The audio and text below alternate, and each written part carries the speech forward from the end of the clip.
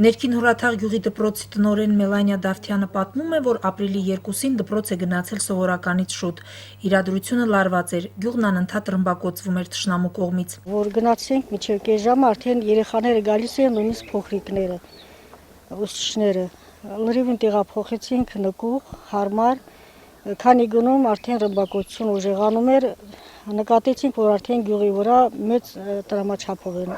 գնդակոծում։ Անվտանգությունից ելնելով այդ օրերին երեխաները չգնացին դպրոց, սակայն կրթօջախն աստիճանաբար մտավ իր բնականոն հունի մեջ։ Ապրիլի 8-ից արդեն մեկ-մեկ եկան երեխաները, սկզբում 17, հետո 23, արդեն նորմալ հունով աշխատում էինք, երկրորդ օրն է, որ արդեն նորից չենք աշխատում, քանի որ անդադ թշնամի ռմբակոծում է,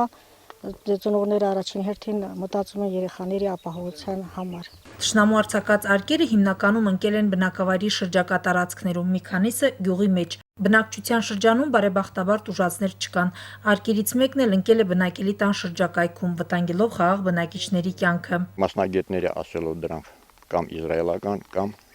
թուրքական արտադրության զենքի տեսակներ են 92-94 թվականի պատերազմի ժամանակ։ Մենք չենք տեսել դրանից։ Հելոտրասի մասնագետներն են ճիշտ ասած եկել, գյուղի ներքևի մասում այս հերթերները պայթել են, գնդիկների տեսքով մեծ մասը պայթել է, չպայթած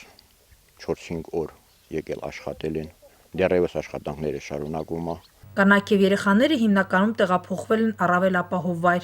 իսկ նրանք, ովքեր այնուամենայնիվ մնացել են գյուղում, մութ նկնելուն պես պատսպարվում են նկուղներում։ Հենց երեկոյան ժամերին է ադրբեջանական զինուշը հրետակոծում գյուղը։ Ցերեկոն նույն ձևի, նույն մարդիկ իրանց առօրյայով զբաղվում են, բայց իրիկունը էլի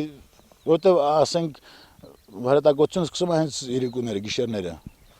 Գիշերվա ժամանակ, այդ հրետակոծության ժամանակ նորից ժողովուրդը դուրս են գալիս մոտակա, ասենք, կողքի գյուղերը, ապահով տեղեր, ասենք, այնքան որ հրետակոծությունը պրծնում է նորից վերադառնում են գյուղ։ Իսկ ընդհանուր առմամբ գյուղն ապրում է իր առօրյայով, տղամարդիկ առաջնագծում են։ Առաջնագծում 85-ից 90 զինվոր ունենք, որոնք ծառայում են մեր հայրենիքին։ Տղամարդիկ սաղ տեղում են, սաղ դիրքերում են, կարելի ասած ընդհանրապես ասենք տղամարդ չունենք բացակա գյուղից։ Ներքին հորաթաղցիներին ոգևորում է հայ ժողովրդի միասնականությունը եւ այն զգացողությունը, որ իրենք միայնակ չեն թշնամուն դեմ հանդիման։ 92 թվականից որ գնացել են, հիմա նորից մարդիկ կան վերադառնում են, կամավոր զենք են վերցնում, օգնություն են ցուցաբերում, ուժ է տալիս, մարդկանց հույս է տալիս, որ կան հետևից, ասենք թիկունքից։ Ժողովրդի տրամադրությունը լավատեսական է, նրանք երբեք մտքներով չի անցնում, որ կարող է հանկարծ տեղաշարժ լինի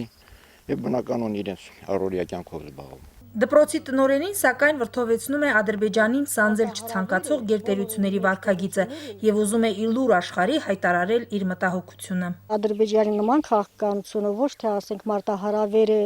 մենակ Արցախին կամ Հայաստան աշխարհին, այդ մեծ տերությունները պիտի իմանան, որ դա մարտահրավեր է առաջին հերթին հենց իրենց դեմ, որ նրանց խոսքը չեն հարգում։ Գոհար Ռուստամյան, Միրուժան Մարտիրոսյան, օր